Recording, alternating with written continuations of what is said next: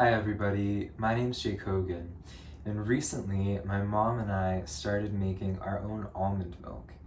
It's a super simple and really tasty recipe, and I like to avoid animal products whenever I can, so it makes a great alternative to traditional cow's milk. Now, my dad has a great time making fun of me for the fact that I like to substitute meat, eggs, and dairy with alternatives. For example, he cracks himself up because anytime I eat fake chicken, he calls it fickin'. He'll call fake cheese fees. And his favorite is whenever I have fake meatballs, he calls them feetballs. But regardless of the fact that people may make fun, I really strongly recommend that people try out some of these alternatives and, in general, reduce their consumption of animal products. Now, before I explain why, I would just like to say that I am absolutely not judging anyone for what they eat. A lot of us were raised on meat and dairy and eggs. Depending on where you live and your financial situation, it may not be very viable to reduce these in your diet. And a lot of people just love the way they taste.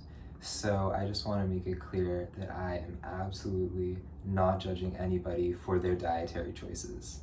Now, I know that when people go into this subject, typically they lecture you on the ethical implications or show you terrifying videos of what goes on behind the scenes of food production.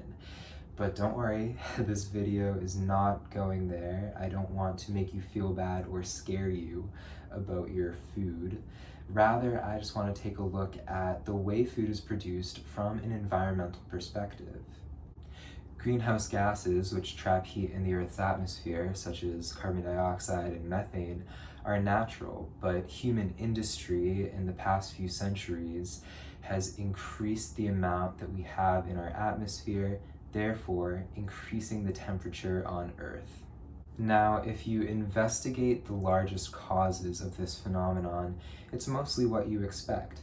Transportation, like planes and trains and cars, energy, burning coal, etc. But you may be surprised to find that agriculture actually produces a lot of greenhouse gases, about 14 to 18% worldwide. And what produces a lot of this greenhouse gas when it comes to agriculture is cows and other livestock, which produce a lot of methane. So while agriculture is not the be-all, end-all of climate change, reducing human consumption of meat and other animal products would definitely help eliminate a fair portion of greenhouse gas emissions. Aside from just emitting greenhouse gas, livestock compared to other forms of food production take up a lot more space, take a lot more water, and a lot more resources in general to produce and raise. But more importantly than the fact that animals require a lot of food and water to eventually become food themselves, they need a lot of space. And in fact, one of the leading causes of deforestation is clearing land for agricultural use. So basically what I'm trying to say is that if we, as a population, reduced the amount of meat and dairy that we consumed, we would reduce our greenhouse gas emissions a little bit, but a little bit goes a long way. We would also have a lot more space to grow crops now that we weren't using it for as many animals.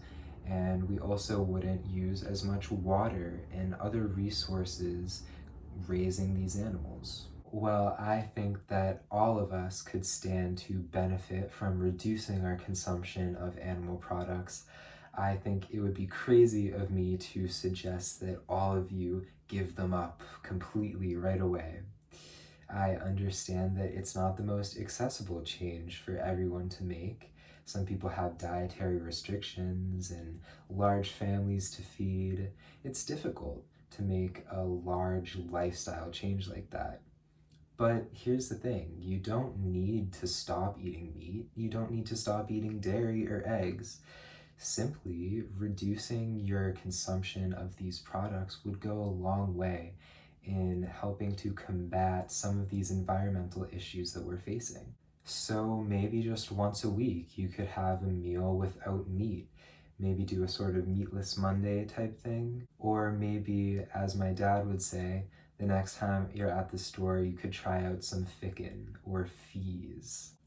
Thank you so much for watching. I hope that the rest of your day or night goes well, and I look forward to watching the rest of your persuasive videos.